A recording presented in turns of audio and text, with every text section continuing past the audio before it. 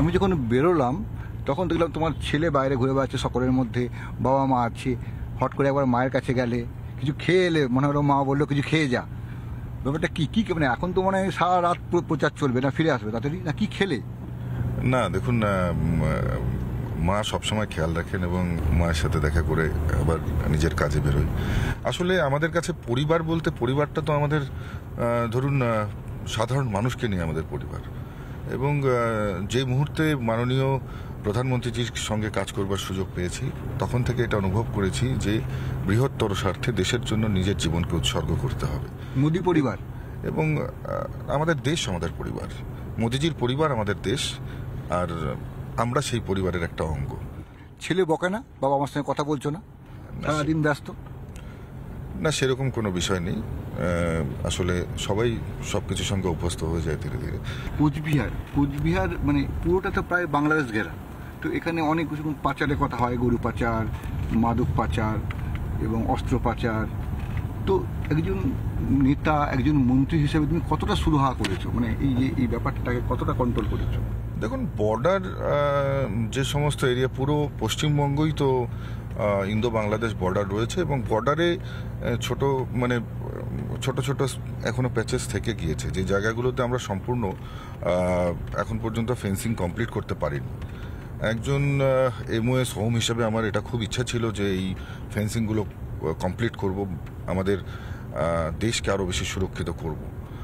এবং আমি MOS home হয়ে যাওয়ার পর বারংবার স্টেটকে, আমাদের রাজ্যকে বারংবার চিঠি পাঠানো হয়েছে যে জায়গাগুলোতে এখনও তারা জমি উপলব্ধ করায়নি, অর্থাৎ ল্যান্ড এখনও দেয়নি। আপনারা জানবেন যে land is a state matter, তো জমি সাধারণত স্টেটের কাছেই নিতে হবে। কেন্দ্র যদি এখানে একটা কোনো বড় প্রকল্প করতে চায়, জমিটা কিন্তু রাজ্যের কাছেই চেয়ে নিতে হবে, রাজ্যের পারমিশন না থাকলে কিচ্ছু করতে পারবে না।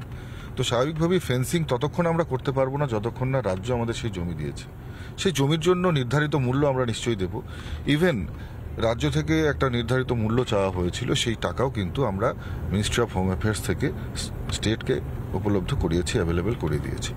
তা সত্ত্বেও এখনো পর্যন্ত 350 কিলোমিটারের উপরে এখন পর্যন্ত যে এই ইন্দো বাংলাদেশ বর্ডার, সেই বর্ডারে কিন্তু আনফেন্সড এরিয়া রয়েছে। স্বাভাবিকভাবেই এই আনফেন্সড এরিয়াগুলোতে ইললিগাল ইনফিল্ট্রেশন হয় এবং এটা হয়তো এই রাজ্যের তৃণমূল সরকার, যারা পরিচালিত সরকার, এরাই এর জবাব দিতে পারবে। মমতা বন্দ্যোপাধ্যায় কাদের আমন্ত্রণ জানাবার জন্য এই জায়গাগুলো এখনো আনফেন্সড রেখেছেন, অর্থাৎ ল্যান্ডগুলো আমাদের দেননি, কেন্দ্রকে দেননি। কারণ আমরা আজকে দিলে কালকেই সেখানে ফেন্সিং হয়ে যাবে, আর ফেন্সিং হয়ে গেলে কেউ আসতে পারবে না। এবং BSF এর অনেক সময় অসুবিধা হয়, কারণ অনেকেই, আপনারা জানবেন যে আমাদের দুদেশেরই ভাষা, পোশাক কত মিল থাকাতে কৃষকের বেশে বা কোনো একই রকম ভাবে কেউ হয়তো পশুচারণ করতে করতে প্রবেশ করে ফেলতে পারে।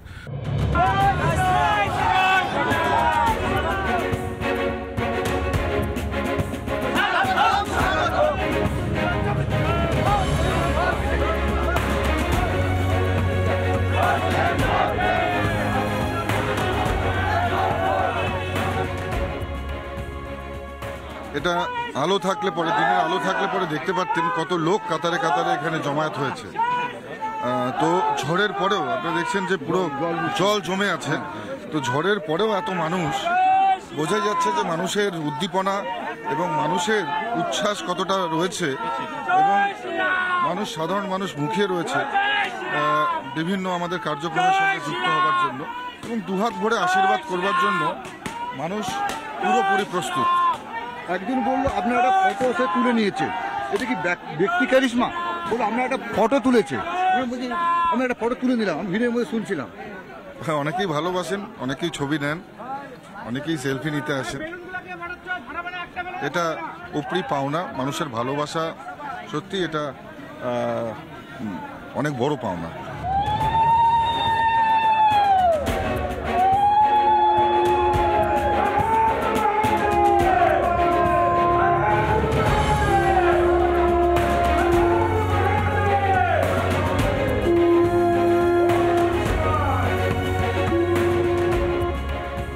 আমরা বিশ্বাসী মানুষ আমাদের পাশে থাকবে, মানুষ দুহাত ভরে আমাদেরকে আশীর্বাদ করবে।